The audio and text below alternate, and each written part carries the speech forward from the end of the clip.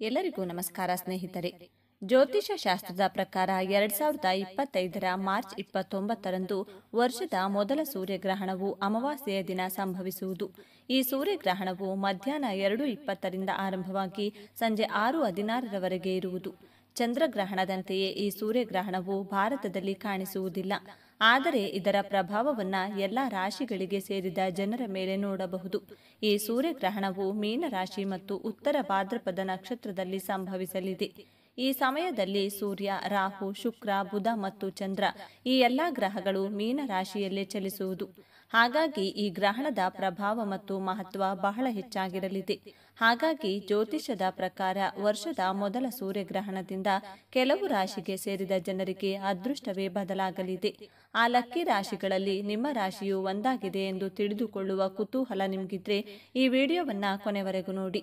ಅದಕ್ಕೂ ಮುಂಚೆ ನೀವಿನ್ನು ಚಾನಲ್ಗೆ ಸಬ್ಸ್ಕ್ರೈಬ್ ಆಗಿಲ್ಲ ಅಂದರೆ ಈಗಲೇ ಸಬ್ಸ್ಕ್ರೈಬ್ ಆಗಿ, ಹಾಗೆ ವಿಡಿಯೋಗೆ ಲೈಕ್ ಮಾಡಿ, ವಿಡಿಯೋ ಸ್ಕಿಪ್ ಮಾಡದೆ ಕೊನೆ ತನಕ ನೋಡಿ. ಮೇಷರಾಶಿ. ಜ್ಯೋತಿಷ ಶಾಸ್ತ್ರದ ಪ್ರಕಾರ ವರ್ಷದ ಮೊದಲ ಚಂದ್ರಗ್ರಹಣವು ಮೇಷರಾಶಿಗೆ ಸೇರಿದ ಜನರಿಗೆ ವಿಶೇಷವಾಗಿ ಲಾಭದಾಯಕವಾಗಿರುವುದು.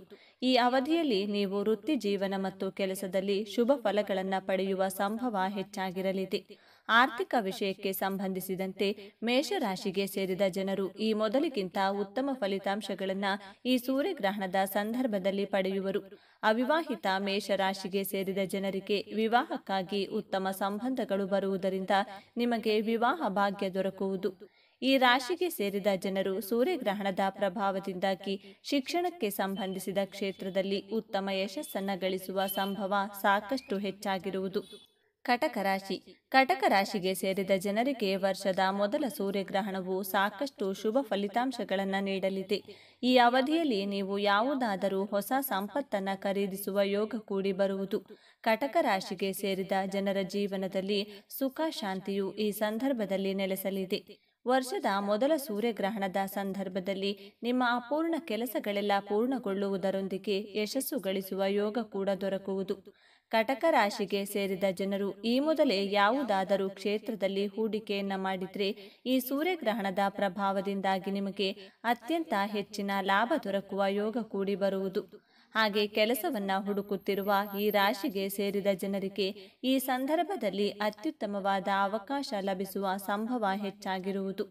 ವರ್ಷದ ಮೊದಲ ಸೂರ್ಯಗ್ರಹಣವು ಕಟಕ ರಾಶಿಯವರಿಗೆ ಶುಭವನ್ನುಂಟು ಮಾಡಲಿದೆ. ಈ ರಾಶಿಯ ಜನರಿಗೆ ಹಠಾತ್ ಆರ್ಥಿಕ ಲಾಭದ ಸಾಧ್ಯತೆಗಳಿವೆ. ವಿದೇಶಕ್ಕೆ ಹೋಗುವ ಕನಸು ನನಸಾಗಲಿದೆ. ನಿಮ್ಮ ಉಳಿತಾಯ ಹೆಚ್ಚಾಗಲಿದೆ. ಆಸ್ತಿ ಖರೀದಿಗೆ ಅವಕಾಶಗಳು ಸಿಗಲಿವೆ. ಕುಟುಂಬದಲ್ಲಿ ಶಾಂತಿ ಮತ್ತು ಸಂತೋಷ ಇರುವುದು. ಮಕರ ರಾಶಿ. ಮಕರ ರಾಶಿಗೆ ಸೇರಿದ ಜನರು ಈ ಸೂರ್ಯಗ್ರಹಣದ ಸಂದರ್ಭದಲ್ಲಿ ತಮ್ಮ ಕೆಲಸದ ಸ್ಥಳದಲ್ಲಿ ಉನ್ನತ ಅಧಿಕಾರಿಗಳೊಂದಿಗೆ ಉತ್ತಮ ಸಂಬಂಧವನ್ನು ಹೊಂದಲು ಸಾಧ್ಯವಾಗುವುದು. ಇದರಿಂದಾಗಿ ನಿಮಗೆ ಸಾಕಷ್ಟು ಶುಭ ಫಲಗಳ ಪ್ರಾಪ್ತಿಯಾಗುವುದು. ವೈವಾಹಿಕ ಜೀವನಕ್ಕೆ ಸಂಬಂಧಿಸಿದಂತೆ ಮಕರ ರಾಶಿಗೆ ಸೇರಿದ ಜನರ ಸಂತೋಷವು ಸಾಕಷ್ಟು ವೃದ್ಧಿಯಾಗಲಿದೆ. ಹಾಗೆ ಈ ಅವಧಿಯಲ್ಲಿ ಮಕರ ರಾಶಿಗೆ ಸೇರಿದ ಜನರು ಲಾಭಕ್ಕಾಗಿ ಉತ್ತಮ ಅವಕಾಶಗಳನ್ನು ಪಡೆಯುವ ಸಂಭವ ಹೆಚ್ಚಾಗಿರಲಿದೆ. ಇದರಿಂದಾಗಿ ನಿಮ್ಮ ಆರ್ಥಿಕ ಸ್ಥಿತಿ ಸಾಕಷ್ಟು ಬಲಗೊಳ್ಳುವ ಸಂಭವ ಇರುವುದು. ವರ್ಷದ ಮೊದಲ ಸೂರ್ಯಗ್ರಹಣದ ಪ್ರಭಾವದಿಂದಾಗಿ ಮಕರ ರಾಶಿಗೆ ಸೇರಿದ ಜನರು ವೃತ್ತಿ ಜೀವನದಲ್ಲಿ ಅತ್ಯಂತ ಹೆಚ್ಚಿನ ಲಾಭವನ್ನು ಪಡೆಯುವ ಯೋಗವೂ ಇರುವುದು. ಹಾಗೆ ಈ ಸೂರ್ಯಗ್ರಹಣದ ಶುಭ ಪ್ರಭಾವದಿಂದಾಗಿ ಮಕರ ರಾಶಿಗೆ ಸೇರಿದ ಜನರ ಅಪೂರ್ಣ ಕೆಲಸಗಳೆಲ್ಲವೂ ಪೂರ್ಣಗೊಳ್ಳುವುದರೊಂದಿಗೆ ನಿಮಗೆ ಯಶಸ್ಸು ಲಭಿಸುವ ಸಂಭವ ಸಾಕಷ್ಟು ಅಧಿಕವಾಗಿರುವುದು. ಸೂರ್ಯಗ್ರಹಣವು ಮಕರ ರಾಶಿಯವರಿಗೆ ಉತ್ತಮ ದಿನಗಳನ್ನು ತರುತ್ತಿದೆ. ಇದು ಈ ರಾಶಿಯ ಜನರಿಗೆ ನ್ಯಾಯಾಲಯದ ವಿಷಯಗಳಲ್ಲಿ ಯಶಸ್ಸಿಗೆ ಕಾರಣವಾಗಬಹುದು. ಕೆಲಸದಲ್ಲಿ ಹಿರಿಯ ಅಧಿಕಾರಿಗಳೊಂದಿಗೆ ಸಮನ್ವಯದಲ್ಲಿ ಹೆಚ್ಚಳವಾಗಲಿದೆ. ಇದು ಬಡ್ತಿ ಮತ್ತು ವೇತನ ಹೆಚ್ಚಳಕ್ಕೆ ಕಾರಣವಾಗಬಹುದು. ಮಕರ ರಾಶಿಯ ವ್ಯಕ್ತಿಗಳು ಹಳೆಯ ಹೂಡಿಕೆಯಿಂದ ಲಾಭ ಪಡೆಯಬಹುದು. ಪಿತ್ರಾರ್ಜಿತ ಆಸ್ತಿಯನ್ನು ಪಡೆಯುವ ಸಾಧ್ಯತೆ ಇದೆ. ಜೊತೆಗೆ ವೈವಾಹಿಕ ಜೀವನದಲ್ಲಿ ಸಂತೋಷ ಹೆಚ್ಚಾಗುತ್ತದೆ. ವೃಷಭ ರಾಶಿ. ವೃಷಭ ರಾಶಿಯವರಿಗೆ ಲಾಭದಾಯಕವಾಗಿರಲಿದೆ. ನಿಮ್ಮ ಶಾರೀರಿಕ ಮತ್ತು ಮಾನಸಿಕ ಸ್ಥಿತಿ ಉತ್ತಮವಾಗಿರುವುದು ಮತ್ತು ನೀವು ಸಕಾರಾತ್ಮಕ ಪ್ರಭಾವಕ್ಕೆ ಒಳಗಾಗುವುದರಿಂದ ನೀವು ಸರಿಯಾದ ನಿರ್ಧಾರವನ್ನು ತೆಗೆದುಕೊಳ್ಳಬಹುದು. ವ್ಯಾಪಾರಿಗಳು ಹೆಚ್ಚು ಲಾಭ ಪಡೆಯುವರು. ಪ್ರೀತಿಯಲ್ಲಿರುವವರ ಜೀವನ ಉತ್ತಮವಾಗಿರುವುದು. ಕೆಲಸದಲ್ಲಿರುವವರಿಗೆ ಬೇರೆ ಕಂಪನಿಯಿಂದ ಉತ್ತಮ ಅವಕಾಶ ಲಭಿಸುವುದು. ಕುಟುಂಬದಲ್ಲಿನ ಮನಸ್ತಾಪಗಳು ದೂರವಾಗುವುದು. ಗಂಡನ ಮನೆಯವರೊಂದಿಗೆ ಉತ್ತಮ ಸಂಬಂಧ ಹೊಂದುವಿರಿ. ಸಿಂಹರಾಶಿ. ಸಿಂಹರಾಶಿಯವರಿಗೆ ಮಹತ್ವಪೂರ್ಣವಾದ ದಿನವಾಗಿರಲಿದೆ. ಲಕ್ಷ್ಮೀ ಕೃಪೆಯಿಂದ ನಿಮ್ಮ ಆದಾಯ ಹೆಚ್ಚುವುದು ಮತ್ತು ಭವಿಷ್ಯದ ಬಗ್ಗೆ ನೀವು ಗಮನ ಹರಿಸುವಿರಿ. ನೀವು ಈ ದಿನ ಬೇರೆಯವರಿಗೆ ಸಹಾಯ ಮಾಡಲು ಸಿದ್ಧರಿರುತ್ತೀರಿ. ನಿಮ್ಮ ಅಪೂರ್ಣ ಕೆಲಸಗಳು ಪೂರ್ಣಗೊಳ್ಳುವುದು. ನೀವು ಹೆಚ್ಚು ಲಾಭ ಗಳಿಸುವಿರಿ ಮತ್ತು ಸಮಾಜದಲ್ಲಿ ನಿಮ್ಮ ಗೌರವ ಮತ್ತು ಖ್ಯಾತಿ ಹೆಚ್ಚಾಗಲಿದೆ. ವ್ಯಾಪಾರಿಗಳಿಗೆ ಯಶಸ್ಸು ಲಭಿಸುವುದು. ಮನೆಯಲ್ಲಿ ಸುಖ ಶಾಂತಿ ನೆಲೆಸುವುದು ಮತ್ತು ನಿಮ್ಮ ಕುಟುಂಬದವರ ಜೀವನವನ್ನು ಸುಧಾರಿಸಲು ನೀವು ಸಾಕಷ್ಟು ಪ್ರಯತ್ನ ಪಡುತ್ತೀರಿ ಮತ್ತು ಅದರಲ್ಲಿ ಯಶಸ್ಸು ಸಹ ಗಳಿಸುತ್ತೀರಿ. ತುಲಾರಾಶಿ. ತುಲಾರಾಶಿಯವರಿಗೆ ಈ ದಿನ ಶುಭವಾಗಲಿದೆ. ನೀವು ಉತ್ಸಾಹದಿಂದ ಕೂಡಿರುವಿರಿ. ಲಕ್ಷ್ಮೀ ದೇವಿಯ ಕೃಪೆಯಿಂದ ನೀವು ಹೆಚ್ಚು ಹಣವನ್ನು ಗಳಿಸುವಿರಿ ಮತ್ತು ನಿಮ್ಮ ಗುರಿಯನ್ನ ತಲುಪಲು ಶ್ರಮಿಸುತ್ತೀರಿ. ನೀವು ಹೊಸ ವಾಹನ ಮತ್ತು ಆಸ್ತಿಯನ್ನು ಖರೀದಿಸಬಹುದು. ಗಂಡನ ಮನೆಯವರೊಂದಿಗೆ ಉತ್ತಮ ಸಂಬಂಧವನ್ನು ಹೊಂದುವಿರಿ. ಕೆಲಸ ಮತ್ತು ವ್ಯಾಪಾರದಲ್ಲಿ ತೊಡಗಿದವರಿಗೆ ಯಶಸ್ಸು ಲಭಿಸುವುದು ಮತ್ತು ನಿಮ್ಮ ಗೌರವ ಹಾಗೂ ಖ್ಯಾತಿ ಹೆಚ್ಚಾಗುವುದು. ಸಂಗಾತಿಯಿಂದ ಉತ್ತಮ ಬೆಂಬಲ ಪಡೆಯುವಿರಿ ಮತ್ತು ನೀವು ಒಟ್ಟಿಗೆ ಹೊರಗೆ ಸುತ್ತಾಡಲು ಹೋಗಬಹುದು. ತುಲಾರಾಶಿಯವರಿಗೆ ಸೂರ್ಯನ ಆಶೀರ್ವಾದದಿಂದಾಗಿ ಆರ್ಥಿಕವಾಗಿ ಸರ್ವ ರೀತಿಯ ಲಾಭಗಳು ಕೂಡ ದಕ್ಕಲಿವೆ. ವ್ಯಾಪಾರವನ್ನ ಪ್ರಾರಂಭ ಮಾಡುವುದಕ್ಕೆ ಹಾಗೂ ಇರುವಂತಹ ವ್ಯಾಪಾರವನ್ನ ಇನ್ನಷ್ಟು ದೊಡ್ಡ ಮಟ್ಟದಲ್ಲಿ ವಿಸ್ತರಣೆ ಮಾಡುವುದಕ್ಕೂ ಕೂಡ ಅವಕಾಶವಿದೆ. ವ್ಯಕ್ತಿತ್ವದಲ್ಲಿ ಕೂಡ ಸಾಕಷ್ಟು ಸಕಾರಾತ್ಮಕ ಬದಲಾವಣೆಗಳು ಮೂಡಿಬರುವುದರಿಂದಾಗಿ ಜನರಿಗೆ ನೀವು ಇನ್ನಷ್ಟು ಹತ್ತಿರವಾಗಲಿದ್ದೀರಿ. ದಾಂಪತ್ಯ ಜೀವನದಲ್ಲಿ ದಂಪತಿಗಳ ನಡುವೆ ಕೆಲವೊಂದು ಅಶಾಂತಿ ಮೂಡಿಸುವಂತಹ ಘಟನೆಗಳು ನಡೆಯಬಹುದು. ಆದರೆ ಈ ಸಂದರ್ಭದಲ್ಲಿ ಒಬ್ಬರಿಗೊಬ್ಬರು ಪರಸ್ಪರ ಕಷ್ಟಕ್ಕೆ ನೆರವಾಗುವ ರೀತಿಯಲ್ಲಿ ಹೊಂದಿಕೊಂಡು ಹೋಗಬೇಕಾಗಿರುತ್ತದೆ. ವ್ಯಾಪಾರದಲ್ಲಿ ವಿಶೇಷವಾಗಿ ಪಾರ್ಟ್ನರ್ಶಿಪ್ ವ್ಯವಹಾರವನ್ನು ಮಾಡಿದರೆ ಖಂಡಿತವಾಗಿಯೂ ನೀವು ಕೈತುಂಬ ಹಣವನ್ನು ಸಂಪಾದನೆ ಮಾಡುವುದರಲ್ಲಿ ಯಾವುದೇ ಅನುಮಾನವಿಲ್ಲ. ಮೀನರಾಶಿ. ಮೀನರಾಶಿಯವರಿಗೆ ವಿಶೇಷವಾಗಿರಲಿದೆ. ನೀವು ಮಾನಸಿಕ ಮತ್ತು ಆಧ್ಯಾತ್ಮಿಕವಾಗಿ ಸದೃಢವಾಗಿರುವಿರಿ. ನೀವು ನಿಮ್ಮ ಮನೆಯವರಿಗೆ ಉತ್ತಮವಾದ ಉಡುಗೊರೆಯನ್ನು ಖರೀದಿಸಬಹುದು. ಕೆಲಸದಲ್ಲಿರುವವರಿಗೆ ಬೇರೆ ಕಂಪನಿಯಿಂದ ಉತ್ತಮ ಅವಕಾಶಗಳು ಲಭಿಸುವುದು. ನಿಮಗೆ ಪಿತ್ರಾರ್ಜಿತ ಆಸ್ತಿ ಲಭಿಸುವ ಯೋಗವಿದೆ. ನೀವು ದಾನ ಧರ್ಮದಲ್ಲಿ ತೊಡಗಬಹುದು. ನಿಮ್ಮ ಗೌರವ ಮತ್ತು ಖ್ಯಾತಿ ಹೆಚ್ಚಾಗುವುದು. ವಿದೇಶದಲ್ಲಿ ಶಿಕ್ಷಣ ಪಡೆಯಬೇಕೆಂದಿರುವವರಿಗೆ ಉತ್ತಮ ಅವಕಾಶಗಳು ಲಭಿಸಬಹುದು. ಮನೆಗೆ ಅತಿಥಿಗಳ ಆಗಮನದಿಂದ ಸಂತೋಷ ನೆಲೆಸುವುದು ಮತ್ತು ಮನೆಯವರೊಂದಿಗೆ ಉತ್ತಮ ಸಂಬಂಧವಿರುವುದು. ಕುಂಭರಾಶಿ.